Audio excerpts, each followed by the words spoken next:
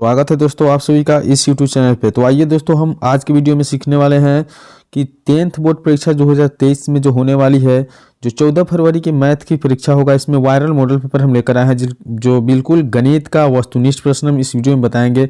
और जो भी प्रश्न बताएंगे वो हर साल पूछे जाने वाले प्रश्न है।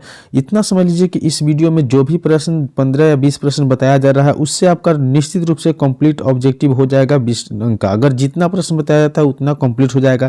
तो इस वीडियो को शुरू से अंत तक जरूर देखिएगा। यदि वीडियो आपको अच्छा लगे तो एक लाइक करके कमेंट जरूर कर दीजिएगा। यदि यूट्यूब चैनल पर नया है तो सब्सक्राइब करके बेल आइकन को जरूर प्रेस कीजिएगा ताकि इस प्रकार की वीडियो आपको हमेशा देखने के लिए मिलता रहे। तो रिक्वेस्ट है आपसे कि बिल्कुल आप लोग 10 से 15 मिनट की वीडियो होगा जिसे निश्चित रूप से आप अंत तक जरूर देखिएगा। तो आज का इस वीडियो का पहला प्रश्न है कि आप लोग देख पा रहे हैं कि cos theta into cosec theta किसके बराबर होता है। तो जैसे कि हम लोग जानते हैं कि cos थीटा यहाँ दिया हुआ है और गुने में कोसेक थीटा है, तो हम इसे 1/sin थीटा में बदल लेते हैं। जैसे हम लोग का गुना करते हैं तो cos सेक में गुना करेंगे तो cos थीटा हो जाएगा, वही आपको बटा में sin थीटा हो जाएगा। जैसे कि हम लोग फॉर्मूला में पढ़े थे कि cos थीटा बटा sin थीटा क्या होता है, तो cot थीटा के बराबर होता है। तो बिल्कुल आपका जो सही ऑप्शन हो जाएगा इसमें क्या हो जाएगा, ऑप्शन बी cot थीटा हो जाएगा। आइए हम दूसरा प्रश्न देखते हैं। दूसरा प्रश्न, इसका अगला प्रश्न जो दिया हुआ है 16 नंबर प्रश्न की, यदि बहुपद x square plus ax minus B के शून्यक एक दूसरे क्या है, व्युत्क्रम है, तब b का मान क्या होगा। तो जब शून्यक एक दूसरे का व्युत्क्रम होता है तो आपको बता दें तो अल्फा इंटू बीटा का जो मान होता है वह 1 के बराबर होता है।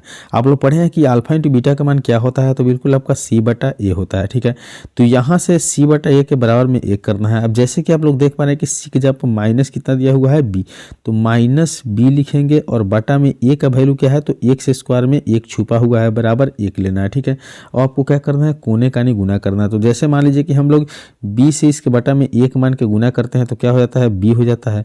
वही 1 से -1 में गुना करते हैं तो क्या होता है, 1। अब माइनस में b है तो हम लोग b को फ्री करेंगे तो क्या हो जाएगा, यह b माइनस वाला 1 की तरफ चल जाएगा, इसलिए -1 जो आपका ऑप्शन सी बिल्कुल सही उत्तर है। तो इस प्रकार से हम सब कोशिश करेंगे कि एक एक प्रश्न को निश्चित रूप से समझे ताकि बोर्ड परीक्षा में गणित जो होता है उसे हल करके आपको आंसर देना पड़ता है। देखिए अगला प्रश्न दिया हुआ है कि यदि समीकरण ax² bx प्लस c के मूल समान हो तो प्रत्येक मूल का मान क्या होगा।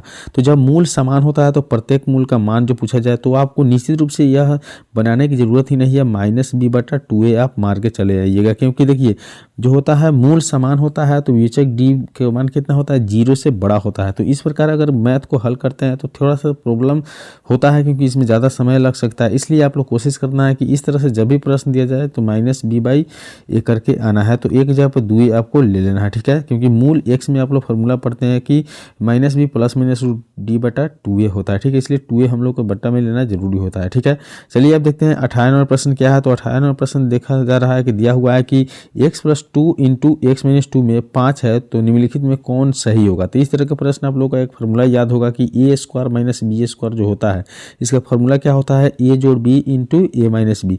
तो यह उसी प्रकार से दिया हुआ है कि x + 2 × क्या है, x - 2। तो हम लोग क्या कर लेंगे, एक बार x² कर लेंगे, एक बार 2 का स्क्वायर कितना हो जाएगा, 4 बराबर में क्या कर लेंगे, 5। अब जैसे आपको x² निकालना होगा तो 5 में से 4 को उधर भेज देंगे तो क्या हो जाएगा, जोड़ दिया जाएगा तो 5 × 4 कितना हो जाएगा, 9 हो जाएगा। तो 5 × 4 9 होगा। x को फ्री करेंगे तो 9 का वर्गमूल कितना हो जाएगा, तो 9 का वर्गमूल जैसे x का मान निकलेगा 2 मान निकलेगा। 3 9 का वर्गमूल होता है लेकिन ±2 मान होता है रूट से निकलने के बाद। तो निश्चित रूप से आप देख पाना है कि एक बार 3 प्लस में है, एक बार 3 क्या है, माइनस में है।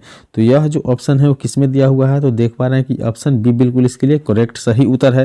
वीडियो को शुरू से अंत तक जरूर देखिएगा। निश्चित रूप से यह प्रश्न आपके बोर्ड परीक्षा में पूछे जाएंगे, इसका हम 100% गारंटी लेते हैं। तो चलिए 19 नंबर प्रश्न देखते हैं कि यदि किसी द्विघात बहुपद में दिया हुआ है कि x² + bx के शून्य कितना है, 6 और -2 है, तो b और c का मान क्या होगा। तो इसके लिए आपको जो है द्विघात समीकरण निकालने का फॉर्मूला आपको लगाना पड़ेगा क्योंकि यहाँ शून्य 2 दिया हुआ है। द्विघात बहुपद का फॉर्मूला x² क्या होता है, -α जो बीटा × x। तो अल्फा जो बीटा में कितना है, तो 6 में 2 को जोड़ेंगे तो यहाँ तो देखिए माइनस है तो माइनस माइनस क्या हो जाएगा, प्लस। तो 6 2 कितना हो जाएगा, आप लोग देख पा रहे हैं 6 में से 2 घटेगा तो 4x हो जाएगा। और फिर यहाँ क्या हो जाएगा, प्लस में आपको गुणनफल है तो 6 में 2 से गुना कर लेंगे तो क्या हो जाएगा, माइनस यहाँ रख के गुना करना है, 6 × -2। ठीक है, तो अब आपका x² - 4x और कितना हो जाएगा, तो माइनस प्लस 12x हो जाएगा। ठीक है, तो अब हमें क्या करना है कि इसकी जो है ए और बी का मान निकालना है। तो देख पा रहे हैं कि ए का मान कितना आ गया, बी का मान कितना है तो 4 है, और सी का मान कितना है तो 12 है। तो बिल्कुल आपका माइनस में जो है बी का मान क्या है -4 आना चाहिए, और वही आपका सी का जो मान है 12 आना चाहिए। तो देख पा रहे हैं कि कौन सा ऑप्शन में दिया हुआ है। तो निश्चित रूप से जो है ऑप्शन सी बिल्कुल सही उत्तर है। सॉरी, ऑप्शन सी नहीं बल्कि ऑप्शन बी जो है बिल्कुल सही उत्तर है, -4, और बी सी का मान कितना आया है 12 आया है। चलिए नेक्स्ट प्रश्न देखते हैं। 20 नंबर प्रश्न यहाँ दिया हुआ है कि निम्नलिखित में कौन रैखिक बहुपद है। कौन रैखिक बहुपद है समझना है। तो सबसे पहले यहाँ देखते हैं कि यहाँ जो जेड स्क्वायर में है तो द्विघात बहुपद हो गया, यहाँ जेड स्क्वायर बाटा में है अभी द्विघात बहुपद में चला जाएगा, और यहाँ जो आपको बी में दिया हुआ ऑप्शन तो बाटा में चल रहता है तो बहुपद नहीं होता है, तो इसलिए रैखिक बहुपद जो है आपका 2x - 9√5 हो जाएगा। चलिए 21 नंबर प्रश्न हम लोग समझते हैं। दिया हुआ है कि एक त्रिघात बहुपद के शून्यकों की अधिकतम संख्या क्या होती है। तो त्रिघात जो बहुपद होती है उसके शून्य का अधिकतम संख्या कितना होता है तो 3 होता है। याद करके रखना है, बिल्कुल सही उत्तर आपको बताया जा रहा है, ताकि आपका बोर्ड एग्जाम में निश्चित रूप से यह प्रश्न पूछा जाए, आप वहाँ से आराम से अंक अर्जित कर सकते हैं। देखिए यहाँ बहुपद जो दिया है m³ - 3m² - m + 3 के शून्य का योग बताना है। शून्य का जो है निश्चित रूप से आपको योग बताना है। तो योग क्या होगा आप लोग स्पष्ट रूप से देख पा रहे हैं कि यहाँ योग का जो फार्मूला होता है वह आपको बता दे। तो योग का फार्मूला आप ले सकते हैं कि अल्फा जोड़ बीटा जोड़ गामा बराबर क्या हो जाएगा तो -b/a हो जाएगा। ठीक है, तो b का वैल्यू यहाँ देख पा रहे हैं कि b का वैल्यू कितना है, माइनस में 3 दिया हुआ, तो माइनस माइनस क्या हो जाएगा +3, और बटा में 1 का मान क्या है तो m³ में 1 छुपा हुआ, इसलिए आपका सही उत्तर क्या हो जाएगा 3, अर्थात ऑप्शन सी बिल्कुल सही उत्तर है। कोशिश करते हैं हम लोग कि आप लोग को जो है ऑब्जेक्टिव बिल्कुल निश्चित रूप से समझा सके, ताकि बोर्ड परीक्षा में जाने के बाद आपको कोई प्रॉब्लम नहीं हो। तो समीकरण दिया हुआ है कि bx² + bx + c में विवेचक क्या होना चाहिए। तो विवेचक d बराबर आप लोग पढ़े हैं कि d बराबर क्या होता है तो b² - 4ac, यही ना होता है। तो b का मान कितना दिया हुआ है तो b के जब b है तो b का स्क्वायर हो गया, -4 गुने जो है a का वैल्यू क्या है तो a का वैल्यू भी b है, और गुने जो है आपका c का मान क्या है तो c के मान में 1 छुपा रहता है। ठीक है, तो आप यहाँ क्या कर लीजिएगा कि निश्चित रूप से अगर c को हम लिखते हैं तब क्या हो जाएगा तो b² - 4bc हो जाएगा। तो b² - 4bc जो है बिल्कुल करेक्ट आंसर है आपका, ऑप्शन सी बिल्कुल समझने की कोशिश करिए। ठीक है, अगर नहीं समझ में आ रहा है तो फिर से आप दोबारा देख सकते हैं, समझ में आ जाएगा। ठीक है, यहाँ दिया हुआ है कि x - 2 का मान 2 है और x + y का मान कितना है 10 दिया है। तो यहाँ देखिए एक बार x में से y को घटाया तो 2 आया, या x में y जोड़े तो 10, यानी पहली संख्या में दूसरी संख्या घटाने के बाद 2 आया, पहली संख्या में दूसरा का संख्या जोड़ दिए तो 10 हो गया। तो यह तो घटाने के बाद 2 आ रहा है लेकिन जोड़ने के बाद 10 नहीं आ रहा है। ये देखिए ये घटाने के बाद 2 आ रहा है लेकिन जोड़ने के बाद 10 नहीं आएगा। लेकिन यह आपका ऑप्शन जो सी है बिल्कुल आपको x में से 4 को घटाते हैं, मतलब पहला मान में से दूसरा मान घटाते हैं तो 2 आ जाएगा, और 6 में 4 जोड़ते हैं तो निश्चित रूप से 10 आ जाएगा, इसलिए ऑप्शन सी बिल्कुल सही उत्तर है। चलिए अगली प्रश्न देखते हैं। यहाँ 25 नंबर प्रश्न दिया हुआ है कि यदि 5a b तथा 11 के समांतर श्रेणी है तो एक समांतर श्रेणी है तो a + b का मान क्या होना चाहिए। तो देखिए आपका चौथा पद जो है, यहाँ आपका चौथा पद 11 दिया हुआ है, वही पहला पद 5 है और दूसरा तीसरा पद आपको ज्ञात करना है, उसके बाद तब हम a और b का मान निकाल सकते हैं। तो देखिए चौथा पद को हम लोग मानते हैं a + 3d। ठीक है, और यहाँ चौथा पद के मान 11 दिया हुआ है, a का मान 5 है, प्लस में क्या हो जाएगा 3 और d। ठीक है, अब आपको करना क्या है तो 11 में से -5 को जैसे घटाते हैं तो यहाँ कितना बच जाएगा 3d। अब आप देख रहे हैं कि 11 में से 5 घटेगा तो कितना हो गया, तो आपका 11 में से 5 घटने के बाद आपका 4 कितना आ गया, 11 में से 5 घटा तो 6 आया, और वही बराबर में कितना हो जाएगा तो d को जैसे फ्री करेंगे तो 3 कहाँ चलेगा, इसके बाटा में आप कटाते हैं तो 3 दूनी 6, अर्थात आपका जो है 3 दूनी 6, 2 कट के d के मान आ गया। तो जैसे हम लोग का d के मान 2 प्राप्त हो गया, d के मान कितना आ गया 2 हो गया। तो अब हम लोग क्या करेंगे कि दूसरा पद को हम लोग a + d मानते हैं, तो a का मान 5 और d का मान कितना हो जाएगा 2, तो इसका मतलब 7 हो गया।